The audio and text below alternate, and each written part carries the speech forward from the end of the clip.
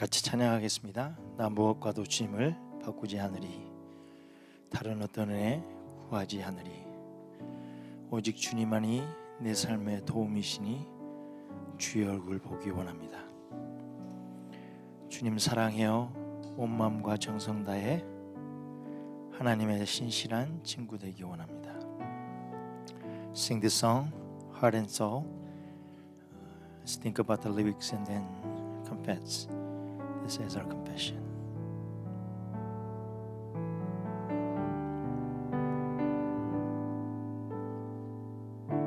난 무엇과도 주님을 바꾸지 않으리.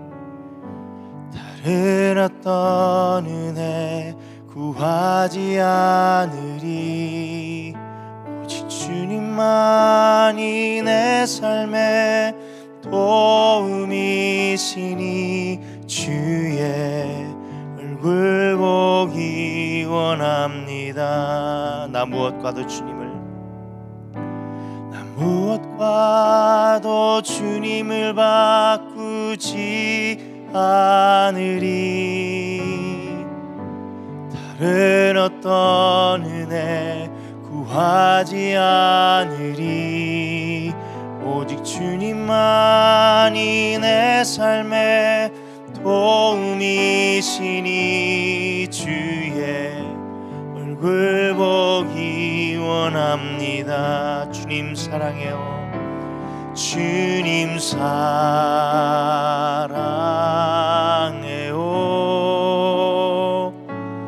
온 마음과 정성 다해 하나님의 신실한 친구 되기 원합니다. 다시 한 고백합니다. 난 무엇과도 주님을 바꾸지 다른 어떤 은혜 구하지 않으리. 다른 어떤 은혜 구하지 않으리. 오직 주님만이 내 삶의 도움이시니 주의 얼굴 보기 원합니다. 주님 사랑해요. 주님 사랑해요.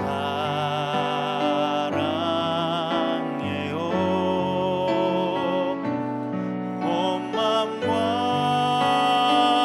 정성 다해 하나님의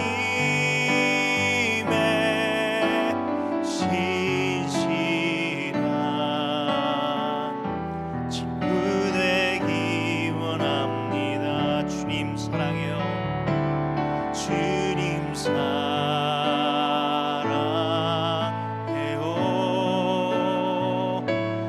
온 마음과 정성 다해 하나님의 신실한 친구 되기 원합니다. I never want anything in my life.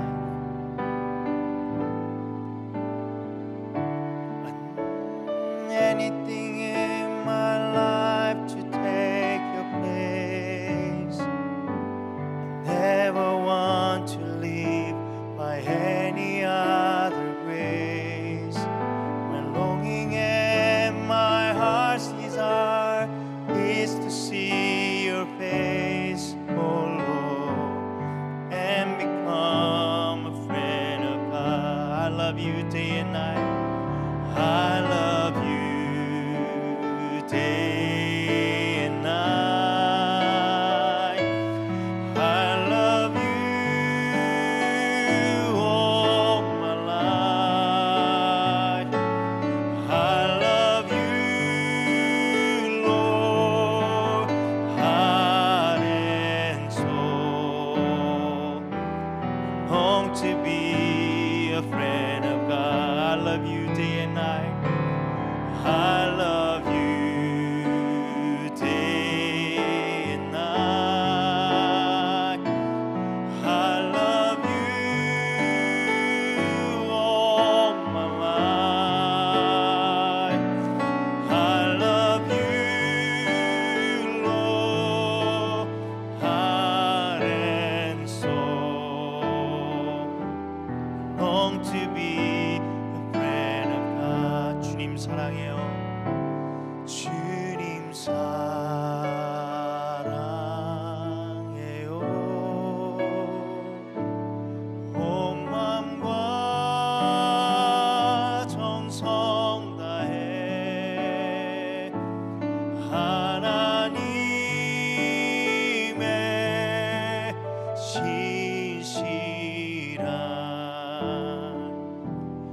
되기 원합니다.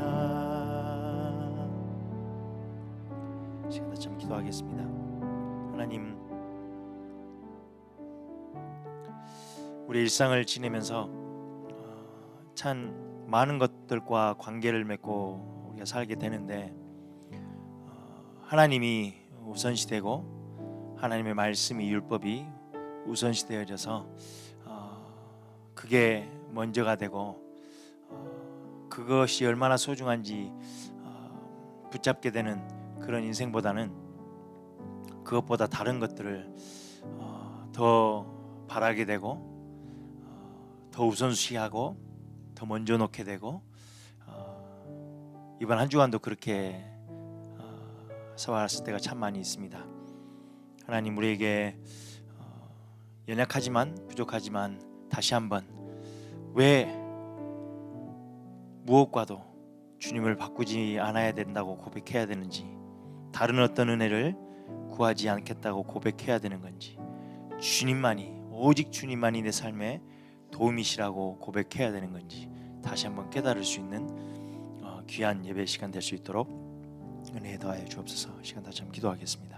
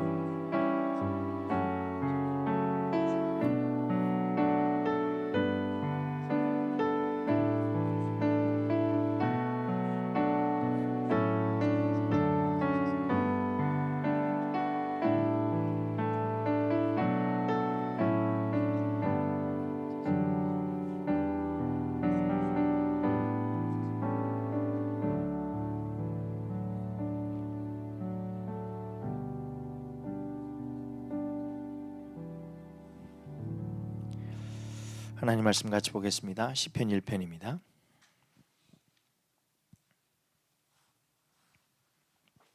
한 주간 동안 계속 묵상하셨을 텐데 1절에서 6절 같이 봉독하겠습니다.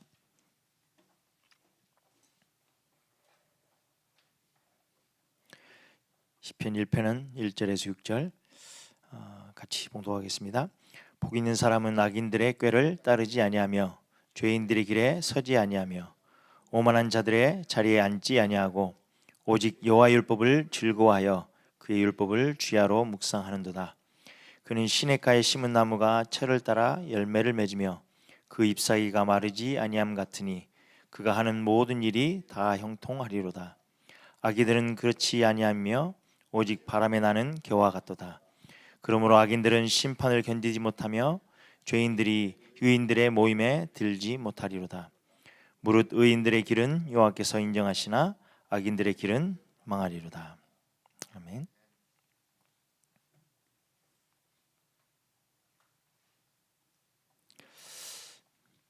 면역이 없으면 우리 주위에 이미 편재되어 있는 바이러스, 병균, 또 그리고 박테리아 이런 것들에 노출되고 병에 걸리기에 쉽지요. 그래서 면역은 참 중요한 것 같아요.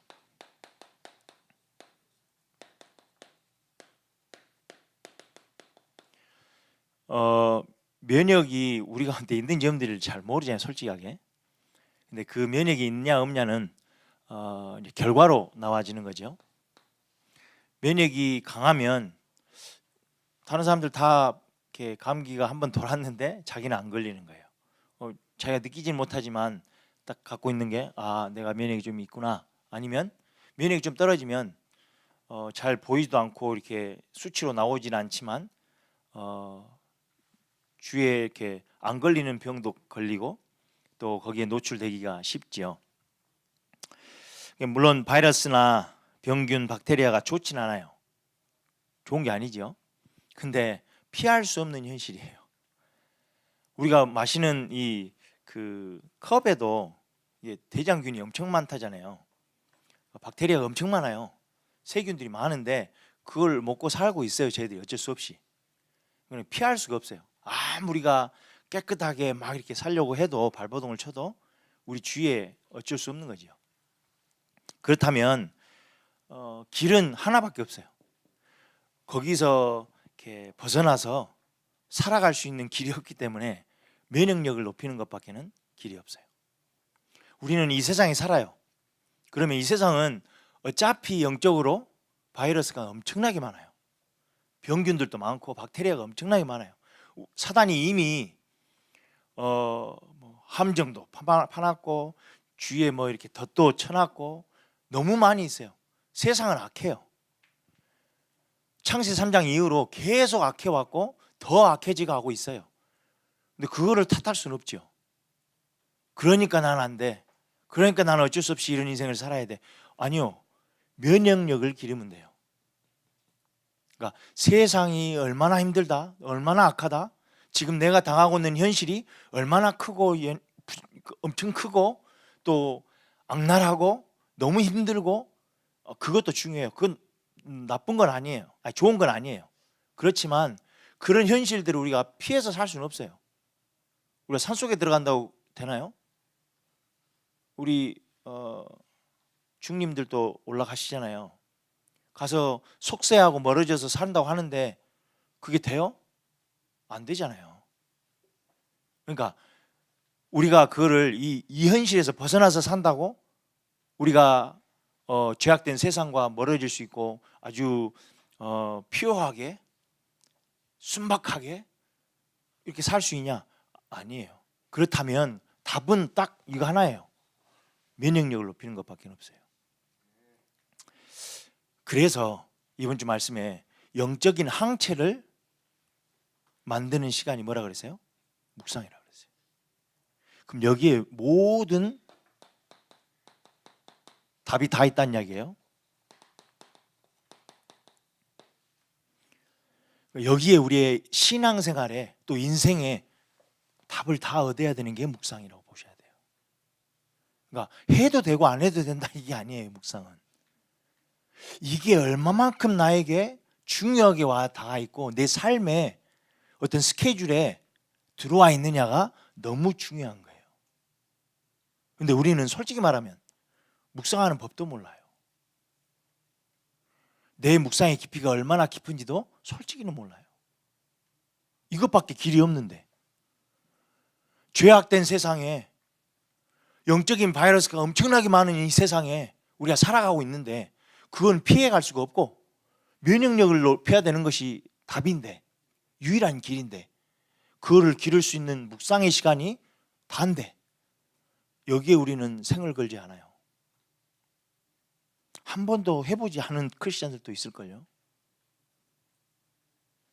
그러니까 여기가 우리의 신앙생활의 승패, 이기고 지느냐, 영적 전쟁에서 이기고 지느냐에 모든 게 여기 걸려있다고 보시면 돼요. 그러니까 우리 말씀 받고 나서 우리 포럼도 하고 막 하잖아요. 왜 이 문화를 계속 만들어내려고 하냐면 처음에 우리 셀라들은 그렇게 했어요. 하다 보니까 주신 말씀 가지고 요약해서 막 이렇게 나누는 시간들이 많아요. 그건 할 수 있죠. 금방 들었으니까 한 5분 전에 10분 전에 들었어요. 그걸 막 이렇게 생각해봐서 이야기하는 거는 충분히 할 수 있어요. 그래서 포럼 리더들한테 그거 하지 마라 그랬어요. 5분 10분 때 끝냈는데 그걸 얼마만큼 우리가 묵상했다고 뭔 이야기를 나눌 수 있어요. 그거는 그냥 요약 수준이에요. 그래서 전주에 들었던 말씀을 한 주간 동안 어떻게 묵상했는지를 시켜라. 포럼을 시켜라. 그랬더니 할 말이 없어요. 왜요? 안 했거든요. 생각도 안 해봤고 잊어먹었고 타이틀도 생각이 안 나고 본문도 생각이 안 나는 수준인데 그걸 하라니까 처음에는 너무 힘들어했어요. 애들이. 포럼 리더들이 얘들 아무것도 할 말이 없는데요. 그러니까 막 그 전주에 일어났던 일에 대해서 막 이야기하고 내가 읽었던 책 이야기하고 막 그거 한대요. 그거 못하게 해라. 왜? 안 그러면 묵상을 안 하게 될 거라고. 그러니까 생각해 보세요. 그 포럼 시간을 넘기기 위해서 이번 주에 들었던 거 한 5분 전에 10분 전에 들었던 걸 막 요약해서 한번 이야기하는 거 저도 해봐서 알아요. 그거 하면요, 그때 딱 하고 일주일 동안 싹 잊어요. 한 번 했으니까. 그대로 할 이유가 없잖아요. 만약에 우리가 지교회나 이런 시간들이 없다 그러면은 굳이 다시 한번 봐서 막 이렇게 해야 될 이유가 전혀 없어요. 한 번 하고 끝. 주중에 기억 안 해도 상관이 없어요. 그렇게 만들어 가면 신앙생활이 영적인 항체가 면역이 없어요. 그러면 잘 느끼지는 못하지만 병영군에 뭐 이렇게 병균에 뭐 바이러스에 박테리아에 다 노출돼 가지고 그럼 뭐예요? 병결로예요. 병에 걸려서 계속 힘들어해요. 그럼 아시잖아요. 병 걸리면 얼마나 힘든지. 내가 정상적인 삶을 살 수가 없어요. 리밋돼요. 내가 전에 막 했던 거 제대로 못해요. 그러잖아요. 영적으로도 똑같은데 이거를 잘 보지 못하는 것 같아요. 묵상은 해도 되고 안 해도 되고 이게 아니에요. 여기서 모든 답을 다 얻어야 돼요. 이게 우리 신앙생활의 모든 것이라고 보시면 돼요. 그러니까 여러분들 이제 뭐에 고민을 많이 하고 질문을 많이 해야 되냐면 어떻게 묵상해야 되죠? 뭐를 묵상해야 되죠? 이제 이런 질문들을 많이 하고 이게 더 우리의 면역력을, 영적인 면역력을 높이는 길이 돼야 되겠어요. 그래서 오늘 시편 1편에는 복에 대한 거에 대해서 이야기하죠. 복 있는 사람은, 그래서 복에 대한 이야기를 해요. 그러니까 복에 대한 정의가 시편 1편이 정말 잘 돼 있어요.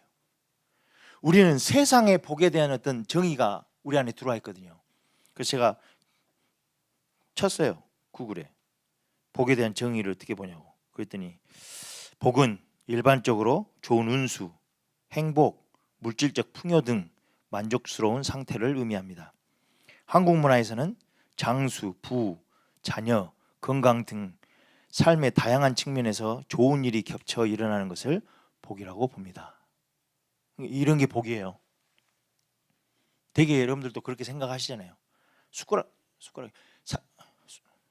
숟가락에도 복 이렇게 써져 있어요. 한국은 밥 먹으면서도 이게 복이 들어왔으면 좋겠다는 거고요.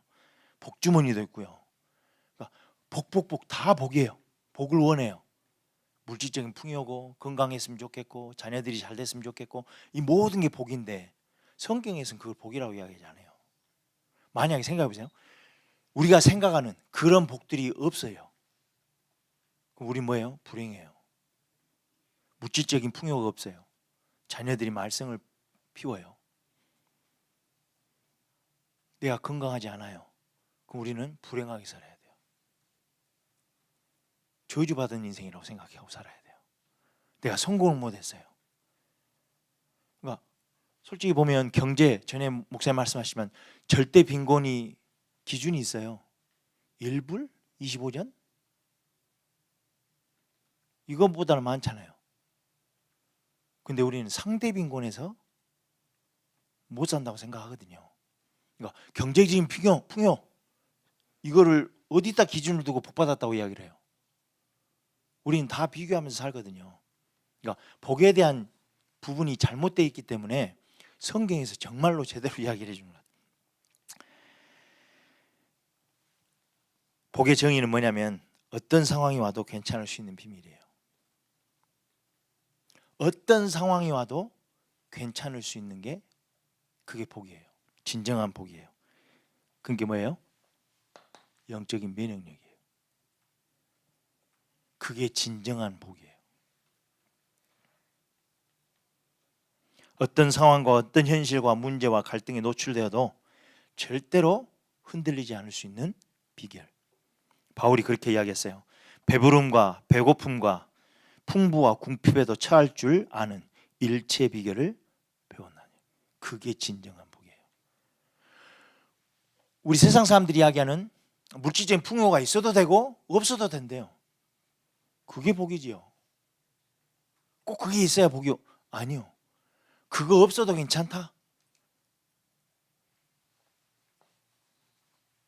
그래서 복 있는 사람은 여호와의 율법을 즐거워하여 주야로 묵상하는 자로다. 진정한 복은 어떤 문제가 와도 흔들리지 않는, 풍부에 처할 줄도 알고 비천에 처할 줄도 아는 일체의 비결을 배웠어요. 그게 복이에요. 그거는 영적인 면역력이거든요. 그건 어디서 와요? 묵상에서 오기 때문에. 그럼 묵상이 우리에게 복을 가져다 주는 거예요.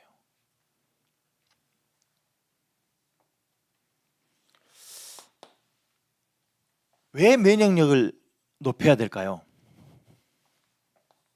우리는 병균에 노출되어 있기 때문에 그래요. 바이러스에 노출되어 있어요. 시편 1편에 세 카테고리로 이야기를 해요.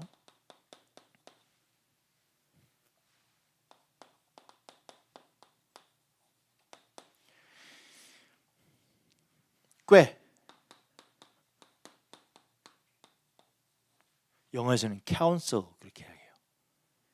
counsel of the wicked 그렇게 이야기하거든요. 그러면 우리 한국말로는 꾀예요. 어떤 말이죠. counsel이니까 말이에요. 말과 어떤 생각과 관련이 있어요. 그러니까 악인들이 말하는 말에 영향받는 우리의 생각이에요. 이런 거는 너무나도 많잖아요. 우리 하루를 살면서도 수많은 생각들이 오가는데요. 그잖아요.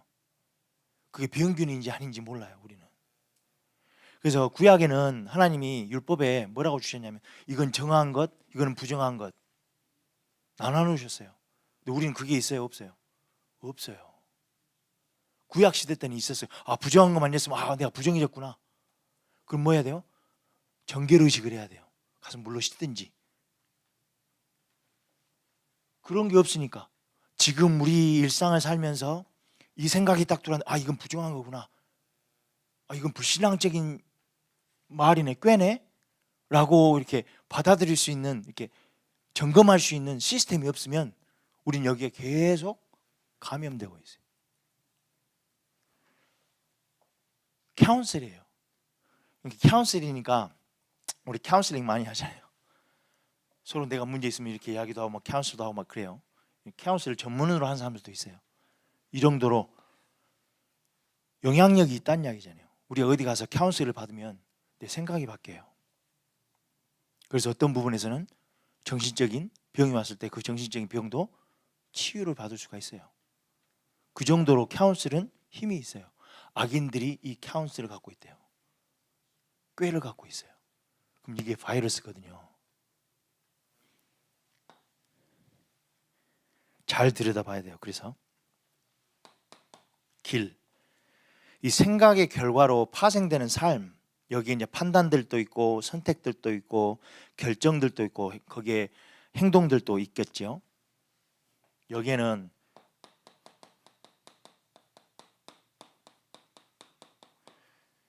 이 생각들이 계속 우리 안에 오게 되면 어떤 길을 가게 돼요. 어떤 패트가 딱 정해져요. 여러분들 보세요. 우리 요새 이렇게 SNS나 이런 거 보면 알고리즘이 있죠. 그게 계속 우리한테 들어오잖아요. 그러면 그 길을 가게 돼 있어요.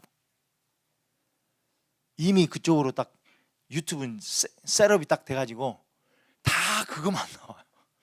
그런 동영상만 계속 나오기 때문에 그걸 계속 접하다 보면 그게 진리고 그것이 맞고 그리 가요. 왜 소셜 딜레마에서 뭐라고 이야기하냐면 스마트폰이 있는 이후로 정치적인 성향이 극단적이 됐대요. 왜 그렇죠? 카운셀이 그 알고리즘으로 계속 내가 이제 만약에 우파 쪽에 어떤 영상 하나를 봤잖아요. 그러면 이제 SNS에는 그게 알고리즘을 딱 떠가지고 우파 쪽만 다 나와요. 세상이 이게 맞는다고 나오게 되는 거죠. 그럼 그쪽으로 길로 들어서게 돼요. 그럼 내 생각의 모든 가치관과 기준이 그리 딱 잡히게 돼 있어요. 어떤 사람은 좌파의 어떤 영상을 보기 시작하잖아요. 맞다 싶으면 계속 그거 보는 거죠. 그러니까 사단은 딱 이거 가지고 이걸 걸고 넘어지는 거예요. 시간이 지날수록 여기에 이제 길에 딱 서게 돼요. 그 패드에 내 인생을 놓게 딱 되는 거예요.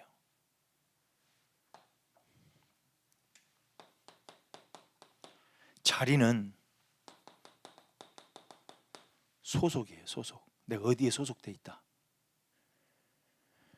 롯은 어디에 소속됐죠? 자기는 멀리 떨어져 있었어요, 처음에. 근데 점점 그 자리로 가고 자리에 앉게 돼. 나는 거기에 소속됐어요. 내 어떤 정체성, 가치관이 거기니까, 기준이 딱 그거니까, 이 가치관과 기준이 딱 맞는 사람들이 이렇게 딱 모여있는 그곳이 내 소속이에요. 이것과 조금 틀린 사람들하고 이야기 되잖아요. 불편해요.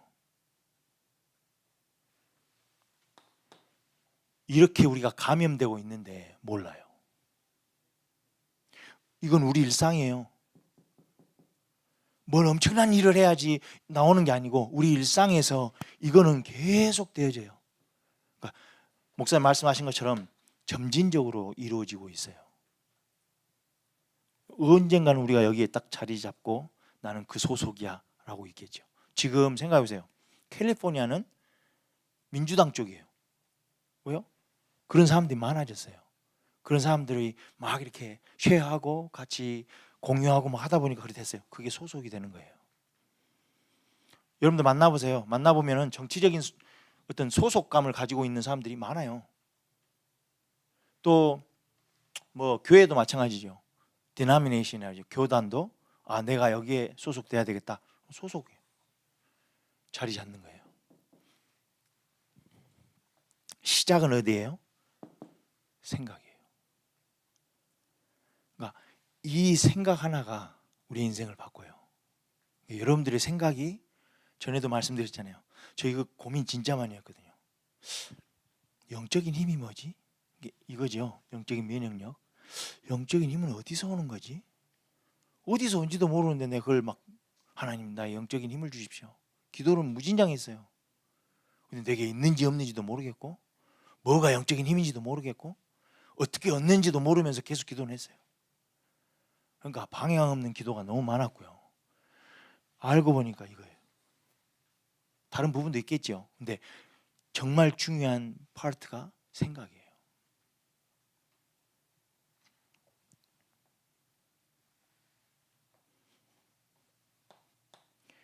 이 여기가 지금 병균이라고 봤을 때 감염되잖아요.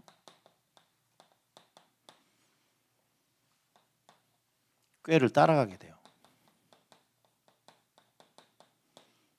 길에 서게 되고 자리에 앉게 돼요. 그러니까 이거는 어떤 병균이라고 봤을 때 감염되면 시편에서 이야기한 것처럼 딱 이 패트를 가게 돼 있어요. 롯의 선택들을 한번 보세요. 창세기 보시면 진짜 재밌어요. 너 이제 서로 갈라지잖아요. 아브라함하고 롯하고. 롯이 이렇게 막 쳐다보는데 저 이제 소돔과 고모라 성이 에덴처럼 보였대요. 자기가 에덴을 봤는지 안 봤는지 모르겠는데 하늘나라처럼 보인 거예요. 소돔과 고모라. 그 애굽처럼 보였다고 그러고요. 그래서 글이 한 번에 가는 것도 아니에요. 천천히 그쪽으로 옮겨가요. 그러니까 생각이 거기에 이제 사로잡혔으니까 내가 그 길에 서게 되고 그 자리에 앉아서 그 사람 거기에 소속되고 싶어서 그 안에 들어가는 거예요. 악인들이라고 이야기하는데 장망성이었어요. 하나님 앞에서 악을 행했다 했어요. 그런데 그게 좋아 보여요. 왜요? 여기에서는요 끝났어요. 생각에 완전 사로잡힌 거죠. 그럼 그 뒤로는 가치관하고 기준이 하나님의 가치관도 아니고 하나님의 기준도 아닌 뭔가 다른 게 들어와요. 그럼 내 인생이 그리 가는 거죠. 그러니까 우리가 어떤 가치관을 갖고 어떤 기준을 가지고 살아가느냐는 여기에 달려 있을 거예요. 뭐를 계속 묵상해서 그래요.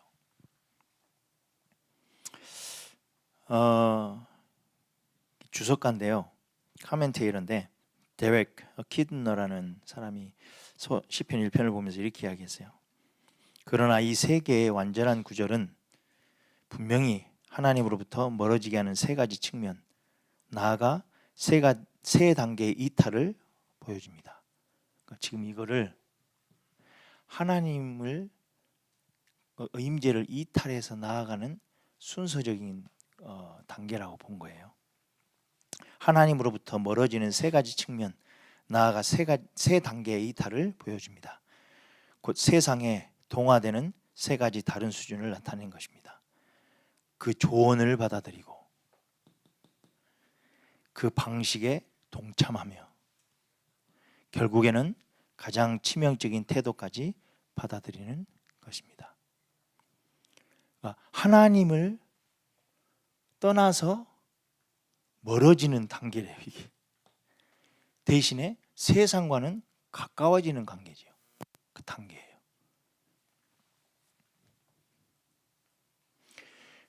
감염되면 뭐가 들려? 병 걸려요. 어떤 병이에요? 겨 같은 인생을 사는 게 병이에요. 바람에 나는 겨처럼 사는 인생이 병인 거예요.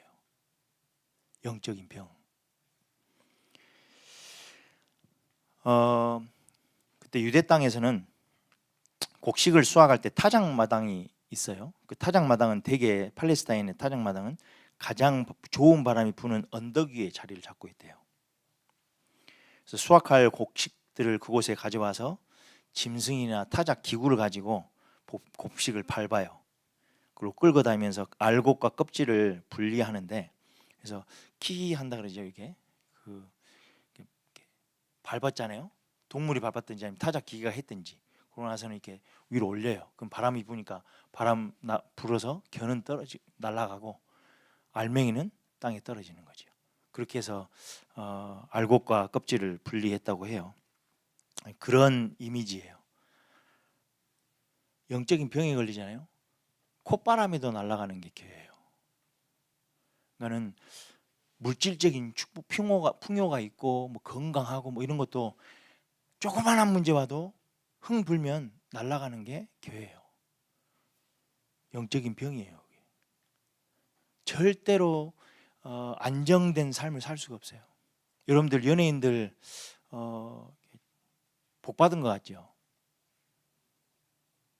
인기를 얻었죠. 돈 많죠. 그러면 다 얻은 것 같은데 불안해요. 항상 불안하대요. 교회예요. 있어도 불안해요. 정상에 있는데도 불안해요. 그건 복이 아니에요. 그건 영적인 질병에 걸린 거예요. 겨는 가치가 없어요. 불에 타거나 날라가 없어져요. 그러니까 겨는 가치가 없을 뿐만 아니고 뿌리가 없어요. 가벼워서 바람에 흩날리죠. 그러니까 사소한 일, 문제, 사람들의 이런저런 말에도 날아다니는 게 교회예요. 출애굽 당시 대적들이 공격했던 그룹의 행렬은 제일 마지막에 있었던 그룹이에요. 불평불만하고 막 이렇게 힘들다고 짜증내는 그룹, 거기를 대적들이 공격했어요. 10명의 정탐꾼들의 보고에 통곡하는 이스라엘 백성들 한번 보시면 아시잖아요. 사소한 말인데 들어가니까 그 보고 하나에 인생 끝났어요. 통곡하고 난리가 난 거죠. 이 길은 여호와께서 인정하지 않는 길이에요. 다 모든 것을 다 제쳐 놓고도 여호와께서 인정하지 않는 길이에요. 인생이에요. 그러면 멸망이에요.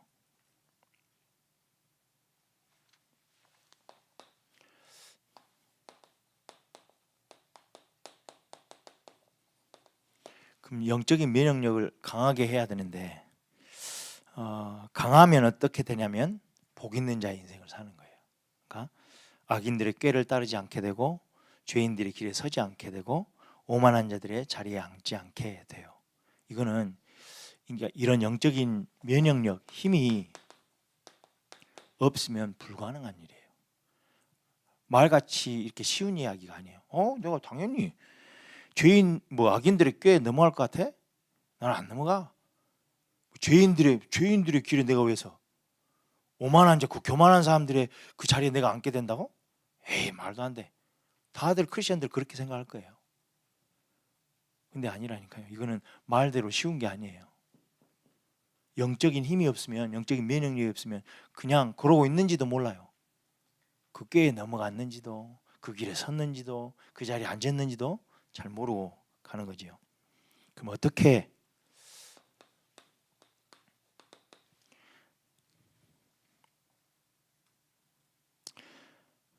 주야로 묵상해야 돼요.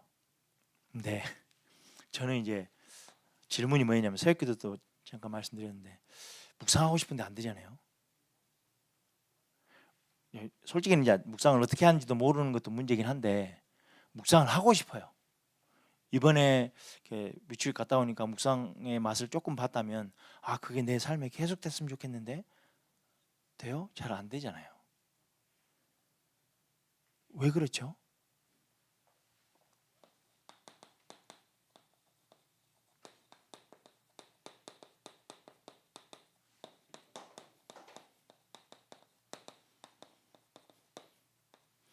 여호와 율법이 즐거워야 돼요.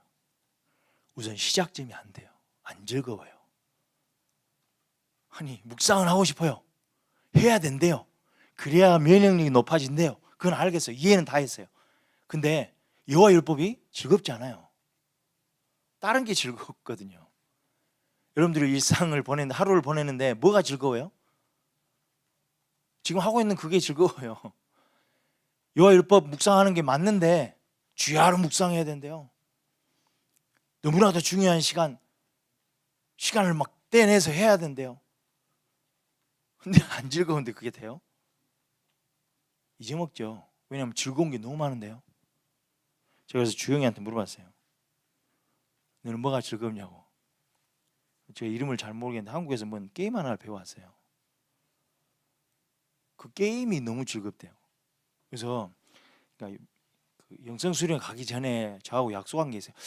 이 게임에 대해서 이제 아빠가 이야기를 하면 하게 해줄지 안 하게 될지 이걸 잘 모르겠으니까 어떻게 하는지 알려줄게 이걸 했어요. 그랬더니 시간이 안 돼가지고 그러면 영성 수련 갔다 와서 해줘 이렇게 이야기하고 대화가 끝났어요. 그러면 4일 5일이 넘었잖아요. 도착하자마자 그걸 해도 되겠냐요. 그걸 알려줘도 되겠냐고 그러더라고요. 그래서 그날 했나 그 다음날 했나 이렇게 알려주라고 했어요. 그랬더니 뭐 엄마 아이패드를 펴더니 나 주영이 얼굴이 그렇게 밝은 거는 처음 봤어요. 너무 막 신나가지고 뭐 나한테 설명도 안 해요. 지 혼자 하고 있어요. 막 이건 이렇게 해야 되고 막 뭐 하나 얻었는데 막 갑자기 엄마를 불러쌓고 막 나 이거 얻었다고 난 뭔 말인지 모르겠는데 뭐 얻었대요. 너무 세상을 다 얻은 애의 기분인 거예요. 얼굴이 갑자기 두렵더라고요. 청소년 시기에 주영이를 그려보니까 딱 저러고 있을 것 같아요. 아, 나 주영이 이랬나? 이런 생각이 좀 너무 슬펐어요. 그날 밤에 울었어요. 아 이게 그 미래가 딱 그려지는데 아, 난 주영이 이렇구나. 난 이렇게 기쁘게 해줄 수 있을 것 같지 않는데 이미 이 기쁨의 뭐가 올라갔어요. 이게 이미 그 경지에 올라가셨어요. 그 자리에 올라가셨어. 여기에 소속돼가지고 이거 너무 두렵더라고. 아 그래서 이제 막 속으로는 너무 이게 싫은 거예요. 왜 저거를 소개를 시켜줘가지고 또 하루에 또 1시간씩 해주게 했어요. 또 한국에서는 막 그런 게 막 너무 원망스럽고 막 그런 거예요. 이해를 내가 이렇게 했다는 생각 때문에 얼마나 즐거웠는지 몰라요. 그러니까 그거를 내 생각에는 3박 4일 동안 계속 생각한 거예요. 아빠한테 이거 보여줘야 되는데 그래서 아빠가 나를 이렇게 해줄 수 있었으면 좋겠어. 이거를 계속 생각한 거예요. 그러니까 오자마자 이야기를 하더라고요. 우와 너 그걸 기억하고 있었어? 나는 까먹고 있는데. 그게 즐거워하는 거예요. 그거는 누가 강요하지 않아도 해요. 누가 강요하고 너 시간 셋업해놓고 해. 주야로 해. 진짜 중요한 시간 딱 떼가지고 이 게임을 해. 이렇게 이야기를 안 해도 다 해요. 뭐. 우리 그 조사해 보세요. 16시간 했다든가? 틱톡을 16시간 하루에 가능해요? 난 모르겠어요. 주일날도 우리가 너무 깜짝 놀란 게 예배드리고 할 시간이 없었어요. 틱톡을 2시간 했어요. 그래서 내가 켜놓고 있나? 이런 생각도 했는데 그건 즐거운 거예요. 여호와 율법이 즐겁냐고요? 안 즐겁잖아요. 이게 주영이는 그걸 아치고 주비한테 물어봤어요. 너는 뭐가 즐겁냐고 했더니 자기는 엄마랑 노는 게 즐겁대요. 하루 종일 엄마를 불러요. 엄마가 하는 말, 너 엄마 그만 불러? 이게 이제 엄마가 하는 소리예요. 그러니까 엄마랑 노는 거, 엄마랑 시간 보내는 게 너무 좋은 거예요. 그거는 즐거운 거예요. 여호와 율법이 즐겁냐고요. 그게 나는 이제 질문이었어요. 영성아, 너는 여호와 율법이 즐거워? 안 즐거운데 주야로 하려 하니까 얼마나 힘들어요. 하려고 하니까 안 되잖아요. 얼마나 자책이, 주야로 묵상해야 되는데 이게 안 되네. 계속 좌절되고 낙심되고 왜 나는 이게 안 될까? 우리 애들 금식을 좀 했거든요. 자기 나들림대로 이제 자기한테 좀 금식이 필요하다는 어떤 분야들을 해보라고. 그랬더니 다 일 갔다 와서 보는 스마트폰. 그 시간이 금식을 좀 해야 될 정도로 너무 많이 있대요. 그거는 즐거운 거예요. 누가 시키지도 않고 강요하지도 않고 명령도 안 했는데 그건 즐거운 거예요. 그러니까 중요한 것은 우리의 질문은 뭐가 돼야 돼요? 여호와 율법이 즐거운가? 왜 나한테는 즐겁지 않지? 어떻게 하면 즐겁게 될 수 있을까? 이걸 고민해야 돼요. 주야로 그러면 당연히 묵상이 돼요. 누가 막 이야기를 안 해도 하게 되겠죠. 근데 그게 문제예요. 어떻게 하면 즐거워지냐는 거죠. 여호와 율법은 악인들의 꾀하고 반대되는 거예요. 이 꾀도 솔직하게는 즐거운 거예요. 그러니까 솔깃해서 들어가지요. 똑같아요. 여호와 율법이 솔깃해야 돼요. 그게 흥미로워야 돼요. 뭐 있네?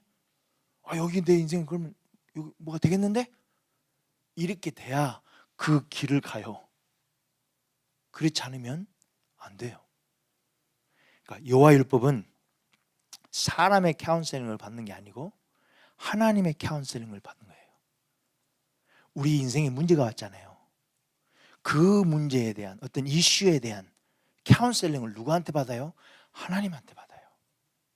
그게 여호와 율법이에요. 만약에 그걸 한번 받아본 사람은 알아요. 여기 뭐가 있네. 내가 못 봤던 거? 내가 전혀 못 느꼈던 거? 그거를 내가 이렇게 알게 되잖아요. 카운셀링을 받으면. 그러면 내 인생이 바뀌어요. 기준도 바뀌고 가치관도 바뀌고 내가 보는 어떤 시선도 바뀌고 다 바뀌어요. 이 카운셀링을 받아봐야 돼요. 이걸 안 받아보잖아요. 답이 없잖아요. 여호와 율법을 한번 레위기를 유대인들은 레위기를 처음 본대요. 크리스천들은 제일 마지막에 보는 게 레위기래요. 그러니까 재미없다는 이야기잖아요. 레위기. 그러니까 하나님의 말씀이 율법이 즐거워야 돼요. 즐겁게 되려면 하나님 앞에 카운셀링을 받으세요. 그러니까 이게 어떤 지식, 어떤 인포메이션, 정보 이거를 내가 받는다는 생각으로 성경 공부를 하잖아요. 그러면요 안 즐거워요. 공부 즐거워하는 사람들도 있겠지만 공부 되게 안 즐겁잖아요. 다 정보를 받고 막 교육이 즐거운 사람 별로 없어요. 근데 카운셀링은 달라요. 내가 지금 당하고 있는 문제에 대한 어떤 이슈에 대한 답이 오고요. 그럼 그게 한번 이렇게 맛을 보면 있어요. 그러니까 여호와의 율법이 뭐 해야 돼요? 나에게 카운셀링이 돼야 돼요. 율법을 것은 죄인으로서는 불가능한 일이에요. 죄성이라는 것을 잘 아시면 하나님을 대항하는 게 죄성이에요. 하나님의 뜻에 대해서 거역하는 게 죄성이에요. 그러니까 여호와의 율법을 즐거워한다? 이건 죄인으로서는 불가능한 일이에요. 그러니까 우리는 불가능한 일을 해보려고 하는 거잖아요. 우리가 죄인인데 죄성을 갖고 있는데 법에 복종도 않게 하고 지킬 수도 없게 하는 게 죄성이에요. 새 생명을 얻어야, 새로운 생명이 딱 우리에게 탄생해져야 born again이죠. 죄인이 아닌 상태로 바뀌어져야 가능케 되는 게 여호와율법을 즐거워하는 거예요. 그래서 구원을 받아야 돼요. 구원 말고는 답이 없어요. 이게 이제 시작이에요. 그러니까 우리의 어떤 소속을 바꿔놓고 이야기를 해야 되는 거죠. 이게 존 스타트 목사님이 하신 말씀이에요. 즐거워하게 된다는 뜻은 새 생명을 얻어 새로운 삶의 목표와 목적을 새롭게 발견해서 그 길을 걷겠다는 뜻이래요. 그러니까 하나님의 자녀된 사람에게 주어지는 게 이 축복이에요. 그럼 율법을 한번 생각해 보세요. 하나님과의 관계 측면에서 보면 율법은 뭐라고 이야기를 하냐면 너 연약해, 너 부족해, 이걸 이야기해 주시는 거예요. 뭔가를 해, 이런 게 아니에요. 너 얼마나 연약한지 알아? 넌 죄인이야. 내 기준이 이거거든. 너 기준에 도달할 수 있을 것 같아? 못해. 그래서 너는 죄인이야. 넌 너무 연약해, 부족해. 너 할 수 있는 게 있다고 생각해? 없어. 그게 율법의 기능이에요. 그래서 누가 필요해요? 하나님의 은혜가 필요해요. 하나님의 자비하심이 필요해요. 그래서 율법은 누구께 인도하는 몽학 선생이라고 했어요. 그리스도께 인도하는 몽학 선생이래요. 가정 교사래요. 그러니까 율법을 알게 되면 내가 얼마나 연약한지 부족한지를 깨달아요. 세상의 어떤 법들은 이거 했어 안 했어? 안 했구만. 바로 벌 주 이런 게 법이라고 생각하면 강요하고, 그러니까 우리의 어떤 이미지인 것 같아요. 율법 그러면 하나님이 막 이렇게 안 하면 벌 내릴 것 같고 막 이런 것 때문에 읽어야 되고 해야 되고 의무인 거, 이거 아니고요. 율법을 알게 되면 우리가 얼마나 연약한지, 그 연약한 죄인으로서 뭘 붙잡아야 되는지 그걸 이야기해 주는 게 율법이에요.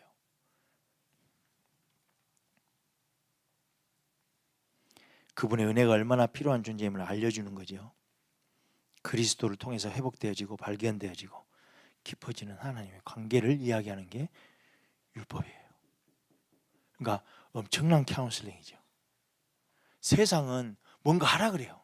해내라고 이야기하죠. 근데 하나님은 아니에요. 너 할 수 없는 거 알아? 내게 와. 내가 다 해줄게. 왜 우리가 절기를 지켜야 되냐면 너 이만큼 연약하잖아. 네가 지키고 싶은 땅을 지킬 수 있을 것 같아? 네 지경을 막 네 마음대로 넓힐 수 있을 것 같아? 못하잖아. 너 이방인들 그 강대국들 네가 네 힘으로 이길 수 있을 것 같아? 네 뭔 전략이 있어? 없잖아. 그러니까 오라고. 절기 지키러 오라고. 그럼 내가 해줄게. 그게 율법이에요. 그러니까 우리는 율법을 어떻게만 봤냐면 절기를 지켜야 돼? 아이고 뭔가 해야 되는 걸로만 받아들이니까 부담이에요 다. 아니요. 절기 지키라는 것은 너 못하잖아. 내가 해줄게. 그냥 와. 우리 공짜 좋아하잖아요. 진짜 그냥 오면 안 된다니까. 너 목말라? 내가 절대로 다시금 목마르지 않는 생명수를 너한테 줄게. 와. 그게 절기 지키라는 거예요. 그게 율법이에요. 너 연약하잖아, 부족하잖아. 그냥 나한테 기대해. 그럼 되는 거야. 내가 이방 나라 다 쫓아줄 거야. 네 지경 내가 넓혀줘. 누가 뭐라 그래? 나 창조주인데. 네가 지키고 싶은 거 그거? 나 아무도 탐내지 못하게 내가 해줄게. 이게 복음이에요. 이게 율법이에요. 그런데 그게 안 즐거울 수가 없잖아요. 이걸 깨달으면 깨달을수록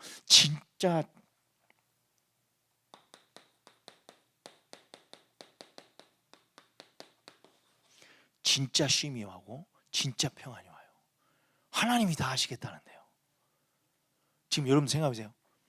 다시 내 일상생활로 돌아가면 해야 될 게 너무 많잖아요. 고민해야 될 게 너무 많잖아요.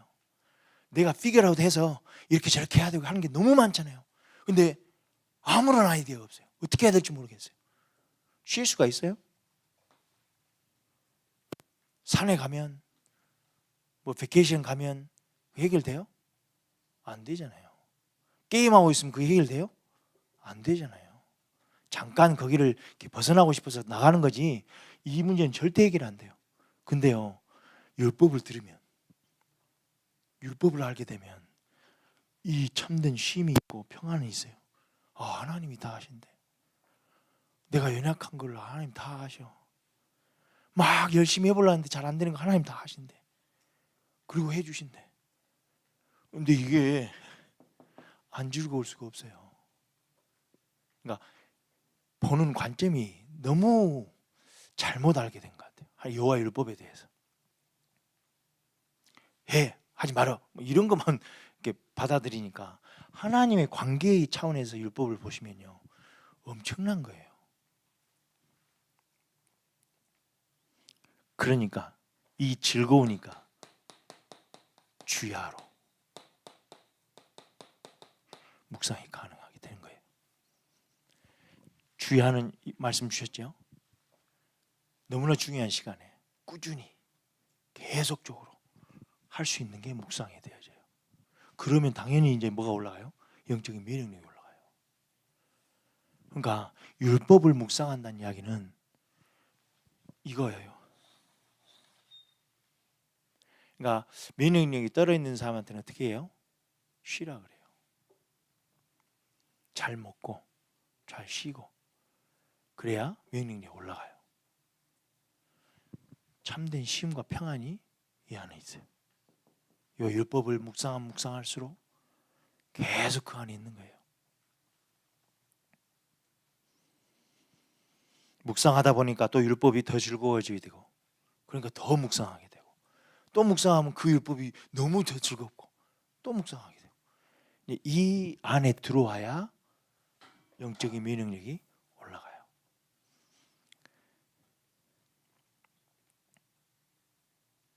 근데 여호와 율법을 잘 모르면요, 악인들, 죄인들, 오만한 사람들이 이야기한 것처럼 십자가의 도는 멸망받을 사람에게는 미련한 것이에요.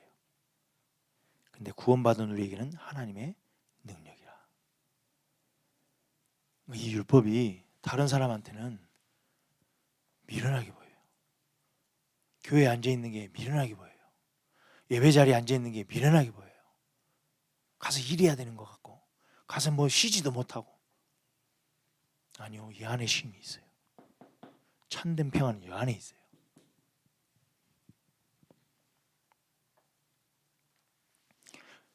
일이 되잖아요.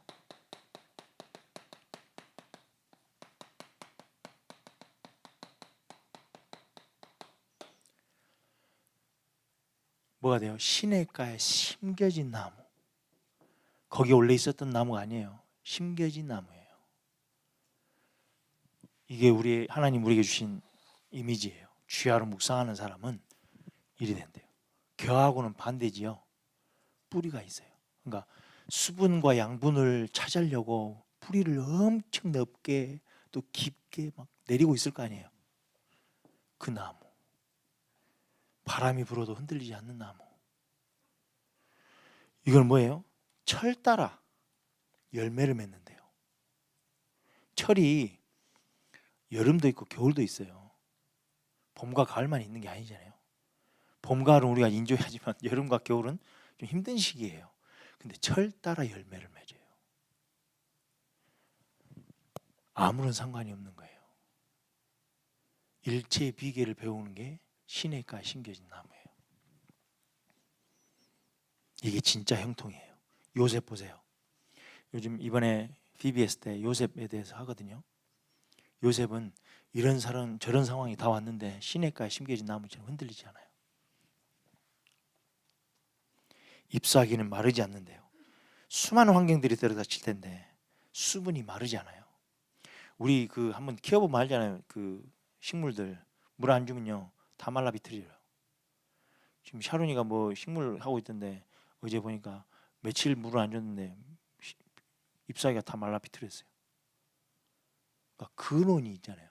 잎사귀 왜 안 마를까요? 햇볕은 계속 쬐는데, 유대 광야 아시잖아요. 햇빛이 장난이 아니에요. 근데요, 잎사귀가 마르지 않는데요. 뭘 발견한 거예요? 수분의 근원을 발견했어요. 눈에 보이지 않아요. 결론적으로는 여호와께서 인정하시는 길을 가게 되는 거죠. 그 길은 그리스도로 통해 있어요. 제임스 보이스 목사님이 이런 글을 썼더라고요. 어떤 조셉 플락이라는 사람이 팔레스타인 가서 유대인들과 아랍인들과 이런 시편 1편에 대해서 대화를 나누게 됐대요. 그래서 그 사람이 물었대요. 유대인들하고 아랍인 사람들에게 시편 1편을 아니까 누가 시편 1편에 나오는 복 있는 사람입니까? 그는 아무 말 못하고 가만히 있더래요. 그래서 물었대요. 여러분들의 조상 아브라함입니까? 그러니까 어떤 사람이 아니요. 그는 아내를 누이라고 속였어요. 복 있는 사람이 아니에요. 그럼 모세입니까? 율법도 주고 하는 위대한 지도자 모세입니까? 그랬더니 아니요. 그는 사람을 죽였고 마리바 그 물이 있는 그곳에서 분노를 했어요. 그럼 다윗입니까? 아니요. 그는 살인죄를 지었고 간음죄를 지었어요. 그럼 누가 이 시편에 나와 있는 복 있는 사람입니까? 늙은 노인 유대 할아버지가 나와서 요즘 제가 뉴테스먼 그러니까 신약을 읽고 있는데 그게 맞다면 예수 그리스도가 아닐까요?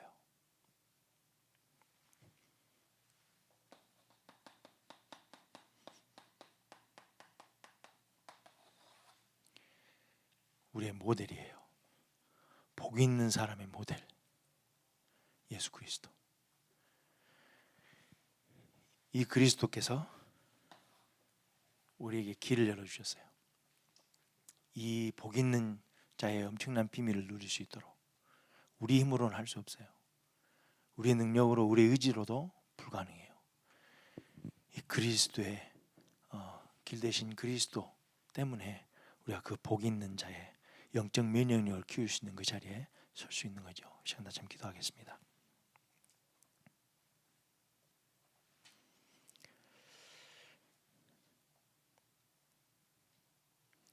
저는 여호와 율법이 즐거웠으면 좋겠어요. 점점 더 즐거웠으면 좋겠어요. 율법을 주야로 묵상해야지 라는 것에 포커스를 두는 게 아니고 여호와 율법이 즐거웠으면 좋겠어요. 그래서 누가 뭐라 하지 않아도 그쪽으로 갔으면 좋겠어요. 근데 이게 잘 안 되니까요. 주일날 말씀드리면 그렇지 일이 돼요. 그러니까 예배에 있는 자리에 예배 자리에 우리가 나와 있어야 될 이유가 있어요. 하나님이 은혜를 주신다는 은혜의 통로가 있어요. 그거는 성례전이라고 이야기하거든요. 성례전은 성찬식 그리고 세례예요. 성찬식 우리가 매일 합니까? 매주 해요? 그렇지 않잖아요. 절기 때 해요. 세례는 일생에 한 번 받아요. 그 은혜를 하나님 은혜를 주신 통로예요. 또 하나는 말씀 사역이에요.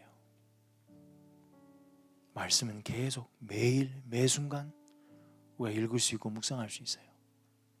주일날 주의 종도를 통해서 하나님 말씀 주세요. 말씀 사역을 통해서 하나님이 은혜를 주시겠대요. 은혜의 방편이에요. 은혜의 통로예요. 그러면 이 자리에 나와 있어야 그 은혜를 받고요.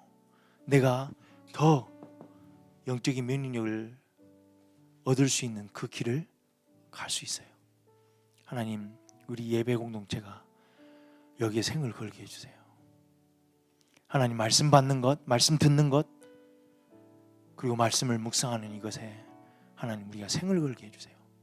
이게 안 되면 정말 괴로워하고 더 고민하고 서로 같이 나누고 어떻게 하면 더 여호와 율법이 즐거워질 수 있을지, 그래서 주야로 묵상할 수 있을지 고민하고 서로 나눌 수 있는 그런 예배 공동체가 되게 해주세요. 우리 자녀들하고 이게 계속 소통되는 부모 가정이 되게 해주세요. 같이 한번 기도하겠습니다.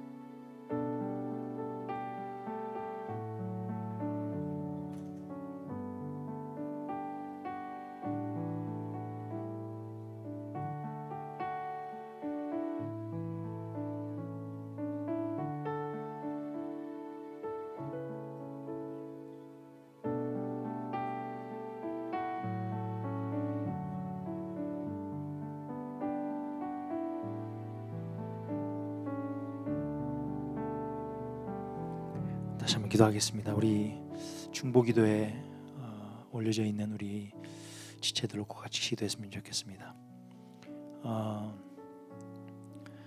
수술 이후로 또 시술 이후로 또 병원에서 퇴원돼서 회복하고 있는 우리 지체들이 있습니다. 오늘 현주 집사님이 왔는데 다 완벽하게 치유는 되지 않은 것 같아요. 외출을 할 수 있도록 허락한 것 같은데, 그래서 빨리 완쾌될 수 있도록 놓고 기도해 주시고, 나머지 우리 지체들 놓고도 계속 기도해 주셨으면 좋겠고, 특히 우리 중보기도 팀에서는 계속 업데이트를 저한테 좀 주시면 좋겠어요. 그래서 더 이 안에 들어가야 될 사람이 있는지 빠져야 될 사람이 있는지 해주시면 좋겠고, 우리 또 타 지역에 있는 우리 지체들 놓고 계속 기도했으면 좋겠습니다. 에디 집사님은 한 9월 정도 되면 다시 돌아오실 것 같고요. 또 우리 앤디 집사님은 그래도 똑같이 9월이네요. 9월 정도에 베케이션을 공부하는 것은 끝났고 나머지는 다 실습으로 바뀌어지는데, 그 모든 순간순간들 하나님이 은혜 주셔서 인도해 달라고. 그리고 민수 집사님은 12월에 다시 미국으로 들어오신다고 해요. 그래서 또 우리 희왕 기초 훈련 끝나고 주특기 훈련을 받으러 또 갔어요. 그래서 모든 과정 가운데 정말 이 여호와의 율법을 즐거워하여 주야로 묵상하는 이 비밀을 이 모두들이 각 현실에서 누릴 수 있도록 우리 중보 기도 안에 있는 지체들과 같이 기도하는 시간을 갖겠습니다.